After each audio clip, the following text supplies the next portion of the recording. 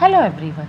There are many issues relating higher education in India as well as technical education. So today I am discussing one of such issue. The title of this discussion is the impact of globalization on Indian and foreign ESP learners in India at technical education. So, in the 21st century, we are witnessing an increasingly interdependent world, a world which is truly global in a sense.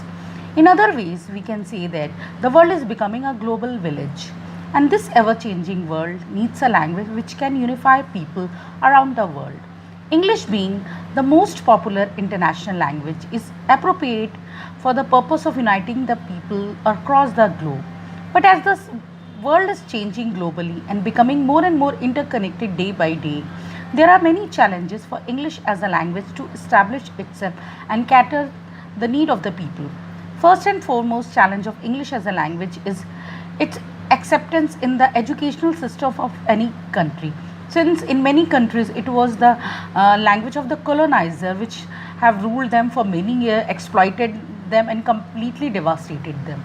So it is a matter of discussion whether technical education in India will be able to keep pace with the rapidity of changes that marks the growth in global interdependences, which depend on how well it can promote, emphasize and expand its international character. Today, curriculum and courses are underdeveloped in many universities and technical colleges department. Teaching material are simply unstable in their present form and context. It applies to presenting them to students from other region and culture.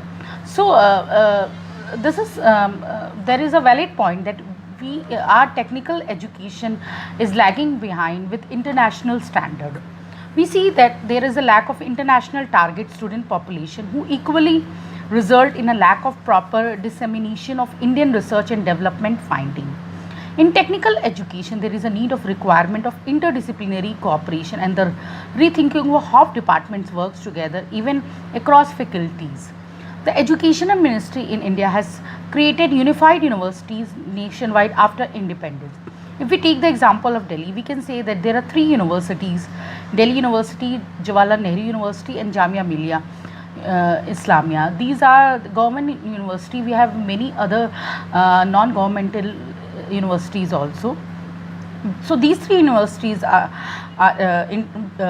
of international standard, including many constituent colleges. But can we say that all these largely formed institutions are unified in name only? Cross faculty cooperation on the curriculum level is at best oftentimes disappointing. But there are many hindrances in the development and improvement of our educational system.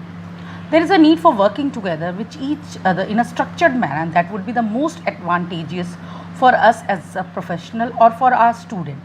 In the service of both internationalizing university curricula, for example, opening it up to a great number of foreign students, and in making visiting, research and teaching professional more integral part of the everyday teaching activities of their host department, the language department, and especially those teaching ESP can play a focal role. We see that not many foreign students are studying in the Indian universities, barring some famous universities like JNU and EFLU.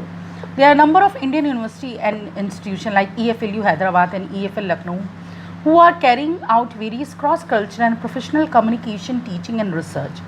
They have also made available their courses online for those people who are unable to do regular courses. Through these activities, we can utilize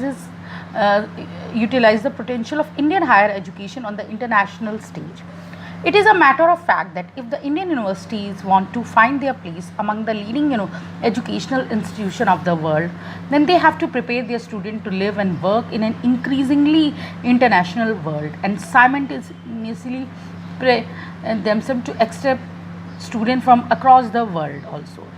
We live in a rapidly changing world in which international travel, global exchange, education and communication plays an ever greater role.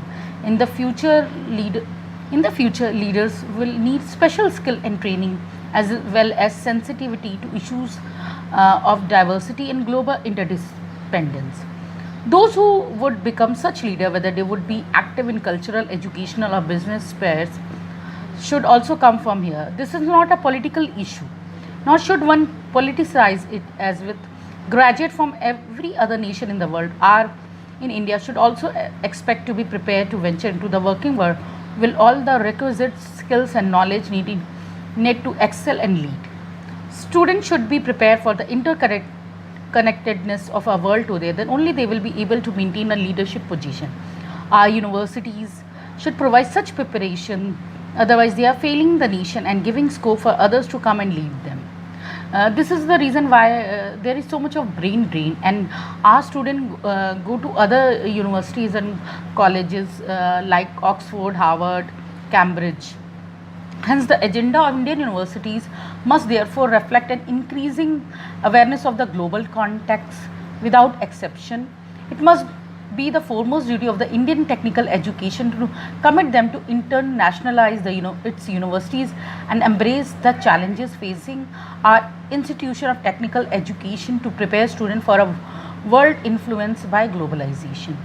Even the government policies should speed up the process of marketization of commercialization in the traditionally state regulated sector of technical education.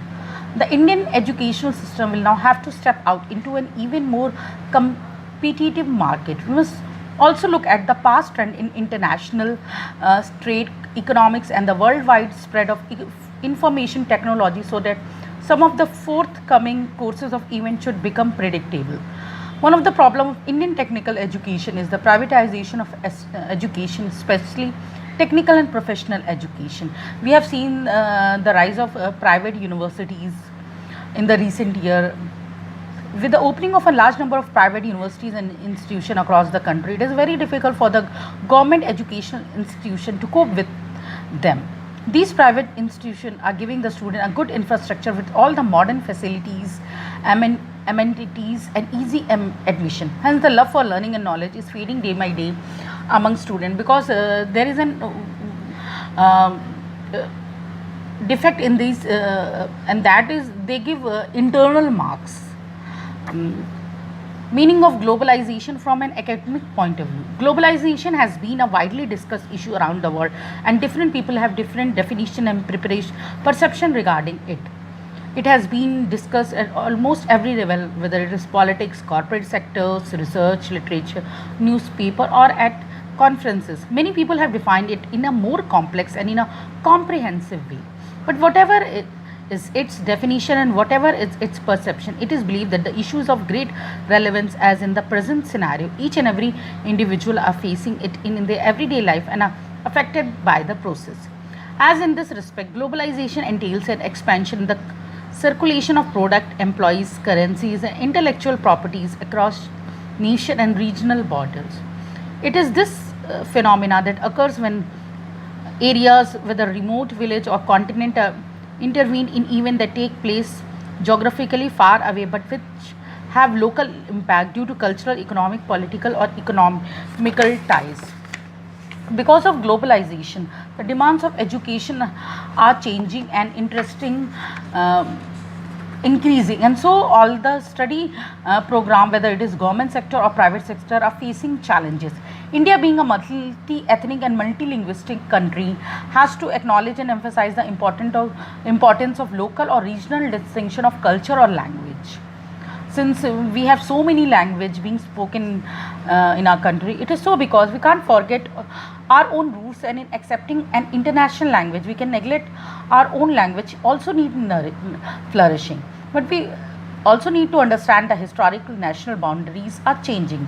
Division of countries have really truly provided separation of distinct cultural boundaries, which are known as political borders.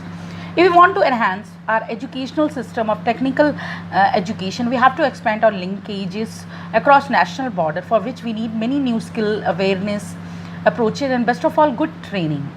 We should be well equipped with all these shortcomings and demand, then only we will be successful in the expansion. In this regard, the first and foremost critical challenges of the technical education is to keep balance between culture and modernization. As India being a multi-ethnic country, so here the challenge is really very tough, as no ethnic group should feel isolated and being deprived of. Hence, the linguistic unity and at the same time cultural and social university has to be maintained in accordance with the global world. The aims of all the departments teaching ESPs means English as special purpose, such as Linguistic Center, Department of Professional Communication, Soft Skill or Technical Language Teaching Center might pursue to enhance the quality of the student for their future, but also to make them fit for global market who are able to survive in the 21st century. In addition to this, they should explore intercultural and cross-cultural communication, and they should have some research goal for future reverence. ESP departments in India should develop pedagogical theories and model for teaching, writing, presentation skill. There are some other requirement which ESP department should follow. Number one, it should stress on the development of professional and vocational courses in second language for young researchers so that they are able to research, write, publish and give presentation on it. Second, it must develop and explore methodologies for all types of skill related to teaching, for example, analytical and evaluative skill.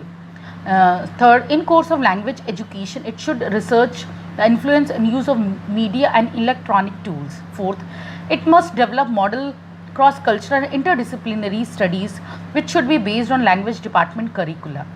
Fifth, it should lay stress on the development for special purpose language study. Sixth, it should focus on the translation of theories, methodologies and practices. Seventh, it must measure impact of output of teaching in the professional field, for example, the way teaching is being used by graduate and postgraduates. Eighth, it has to provide high quality teaching material reflecting all the above mentioned point. Ninth, for the development of universities, community as a whole, it should explore the proper use of language teaching to support research and development. So, foreign language department should also help in the development of interdisciplinary and multidisciplinary curriculum by conducting research in the multidisciplinary field, like other international universities are doing. Through this, they will get vast experiences which can be fruitful in doing so. We see from many years, the language department has worked for the integration teaching in a country like India.